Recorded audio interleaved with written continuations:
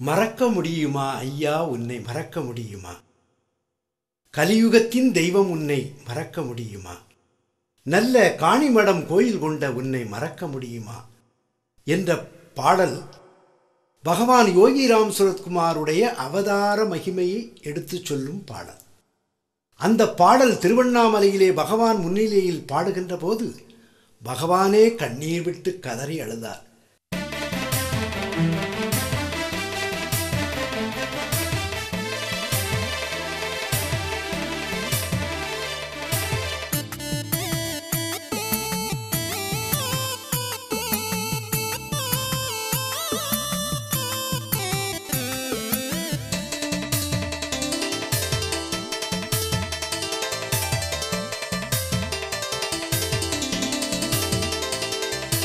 மறக்க முடியுமா குருவே மறக்க முடியுமா?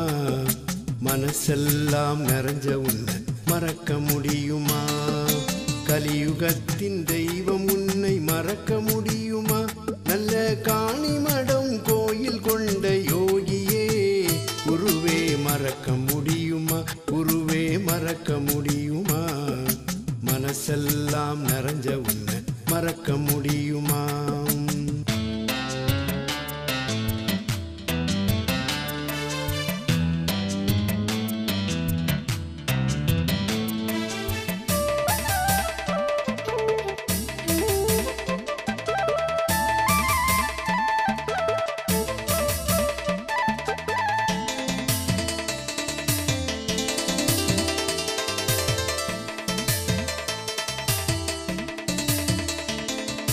கார்த்திகை மாதத்திலே அவதரித்தவா, நல்ல காசி என்னும் நகரினிலே வளர்ந்து வந்தவா, கங்கை நதி ஓரத்திலே தவழ்ந்து வந்தவா, அவள் கீதமதை கேட்டு மனம் சிரித்து மகிழ்ந்தவா, கங்கையிலே ஸ்நானம் தினம் செய்தவா, பின் காலையிலே நாம ஜபம் செய்தவா, கதிரவனின் உதயம் கண்ட மலரை போல் தினம் கலியனவே கடவுள் நாமம் சொன்னவா, மன்னவா மாயவா குருவே மறக்க முடியுமா?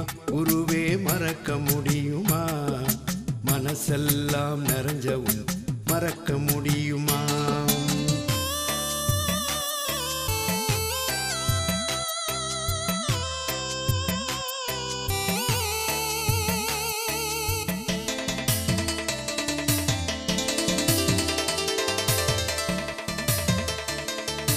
பள்ளியிலே படிக்கும் போது சாதுக்களுடனே பல மணி நேரம் அமர்ந்து ஞானம் கற்று தேர்ந்தவா, பசியோடு சாது பிச்சை எடுப்பதை கண்டால் பரிவோடு தன் வீட்டு உணவை கொடுத்தவா, பள்ளி மாணவர்கள் உணவின்றி உலவினால் உடன் உணவளித்து உண்பதையே ரசிப்பவா, தன்னை போல பிற உயிரை நினைப்பவா, சமதர்ம வழி காண வேண்டும் என்றவா, மன்னவா மாயவா குருவே மறக்க முடியுமா? குருவே மறக்க முடியுமா? மனசெல்லாம் நிறைஞ்ச உன்னை மறக்க முடியுமா?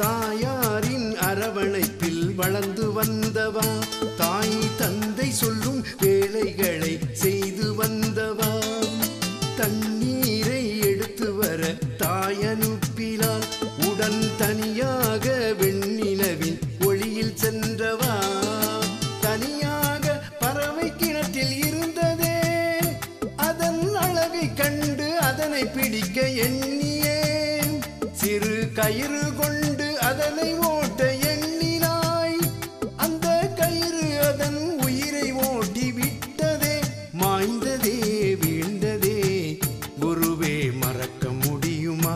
குருவே மறக்க முடியுமா? மனசெல்லாம் நிறைஞ்ச உன்னை மறக்க முடியுமா?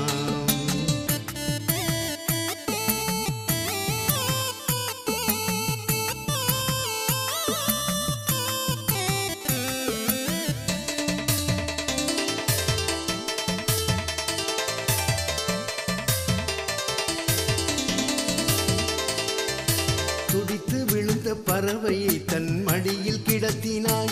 அதன் அலகினிலே அருந்துதற்கு நீரை ஊற்றினாய். அது ஆடாமல் அசையாமல் அடங்கி கிடந்ததால் உன் மனமதுவும் மகிழ்ச்சியற்று ஒடுங்கி போனதே. அதை எண்ணி எண்ணி யோகி மனம் உருகியே அவர் மனம் மாறி பரம்பொருளை தேடினார். தான் செய்த செயல் கண்டு கண் கலங்கினார். கதியெனவே குருவினையே நாடினார். தேடினார் ஓடினார். குருவே மறக்க முடியுமா?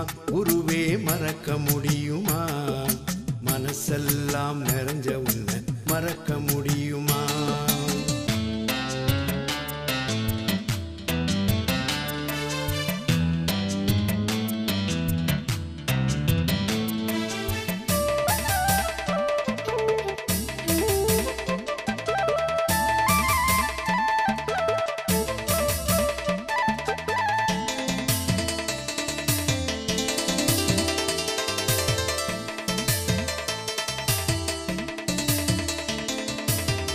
முதலாய் போன இடம் அரவிந்தரிடம்.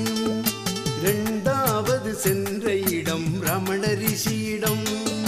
மூன்றாவது போனார் சுவாமி ராமதாசிடம். அந்த மூவரையும் கண்டார் அருள் தாகம் தீரவே. அரவிந்தர் ஞானப்பாலை ஊட்டினார். ரமண ரிஷி தவத்தினிலை காட்டினார். ராமதாசர் பக்தி தேனை ஊட்டினார். இந்த மூன்று பேரும் யோகியின் தந்தையாகினார். தேடினார் வணங்கினார். குருவே மறக்க முடியுமா? குருவே மறக்க முடியுமா? மனசெல்லாம் நிறைஞ்ச உன்னை மறக்க முடியுமா?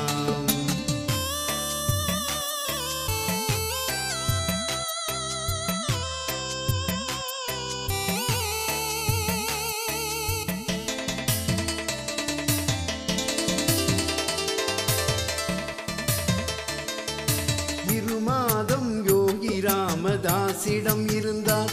பின் உலக சேவை செய்திடவே குருவை பணிந்தார். எங்கு செல்வாயோ நீயும் என் மகனே என்றார். அதற்கு ஏற்ற இடம் திருவண்ணாமலைதான் என்றாய். ஆன்மீக அரசாட்சி செய்யவே அண்ணாமலையில் அமர்ந்திருக்கும் தெய்வமே. புன்னை மர நிழலில் தினம் அமர்ந்தவா, நல்ல புண்ணியங்கள் தேடுவோர்க்கு அருபவா, மாயவா மன்னவா. குருவே மறக்க முடியுமா? குருவே மறக்க முடியுமா? மனசெல்லாம் நிறைஞ்ச உன்னை மறக்க முடியுமா?